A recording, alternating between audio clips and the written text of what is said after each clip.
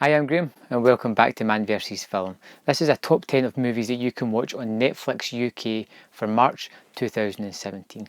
On this month's episode we have two fantastic documentaries, we have a couple of good thrillers, a couple of British movies, we have a fantastic animated feature, and we have two Netflix original movies on this top 10. So let's get started with number 10, which is Warrior. The youngest son of an alcoholic ex-boxer returns home to be trained by his father for a mixed martial arts event, which puts this fighter on a collision course with another fighter, his older brother. Tom Hardy and Joel Edgerton are the two warring brothers in this fantastic drama action movie, kind of sports thing. It is terrific, it is well acted. It really packs an emotional punch, which for a movie like this you don't really expect it to have, but it really does have that emotional core to it. There is terrific performances all round from the cast. Nick Nolte is especially good as the alcoholic father as well. This is a terrific movie. Number 9 is Edge of Darkness. A homicide detective investigates the death of his activist daughter when he uncovers a corporate conspiracy and a government cover-up.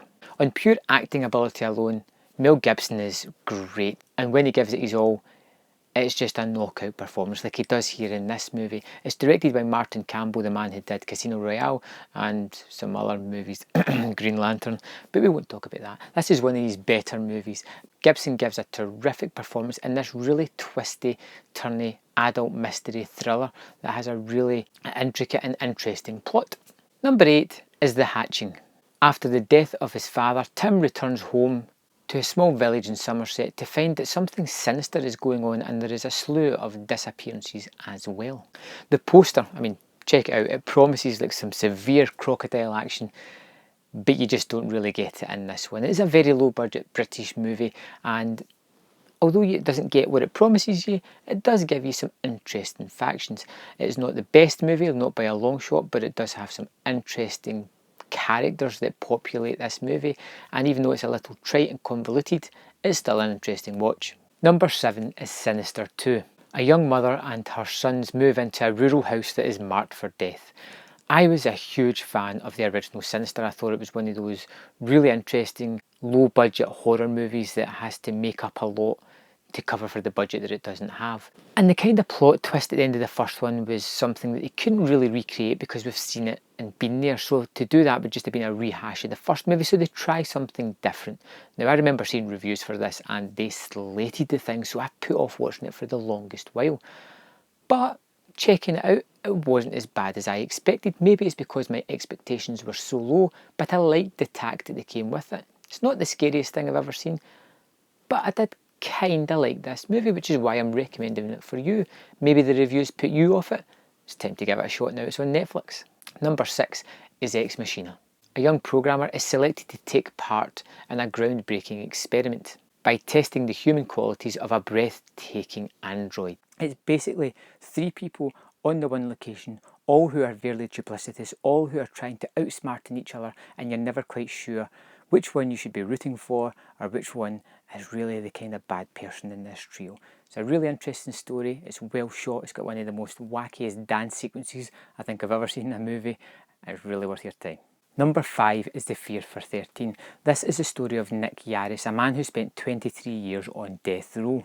A one-man true story where it's pretty much him on camera for most of the time, just telling his tale, not necessarily in sequence, but just telling interesting tales from his experiences within jail.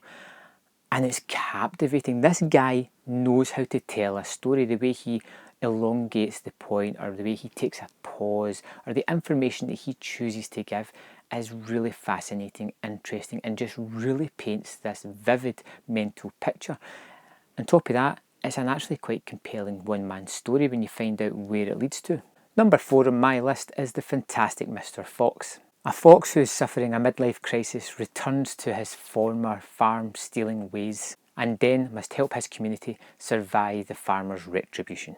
I liked the fantastic Mr. Fox the first time I saw it, and I've watched it several times since then, and every time I watch it, it gets increasingly better in my opinion.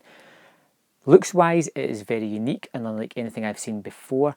I love the voice acting within this. I especially like the use of the word cuss whenever whenever the animals are supposed to be swearing, which adds a whole new slant to the conversation if you listen carefully. It's one of Wes Anderson's best movies. It looks terrific. It's got a captivating, odd little story that just draws you in. It is very family friendly. Adults and kids will love it alike. It's a terrific family movie. Number 3 on my list is my second documentary, Precinct 75. Meet the dirtiest cop in New York City history. Michael Dowd stole money and dealt drugs while patrolling the streets of New York in the 80s.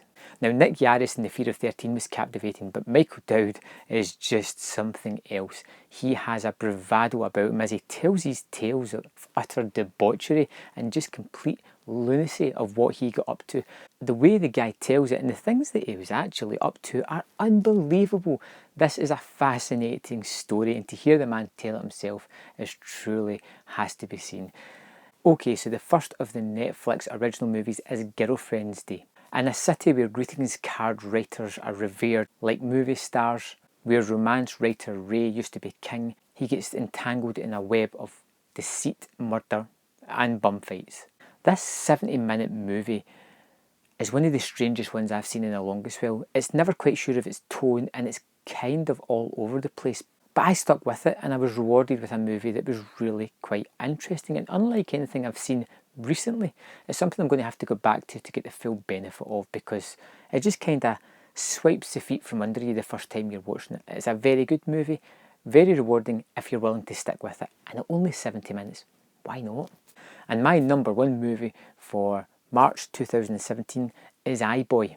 After an accident, Tom awakes from a coma to find that fragments of his smartphone are embedded in his brain, and it starts to manifest itself in strange occurrences within his life. I really liked iBoy, and I kind of resisted it for a little while because I thought it sounded corny, but actually checking it out, I found it was something that was really fun, quite original, and really just a good piece of entertainment.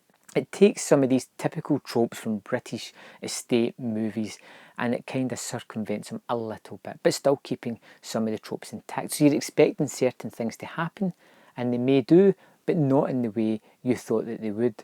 I like the lead character, I like the sort of visual effects that are throughout the movie, and I'm quite hoping that I get to see a sequel of this. It was much better than I thought it was going to be. I actually did a review for it on my channel that you can check out. There's a link up there.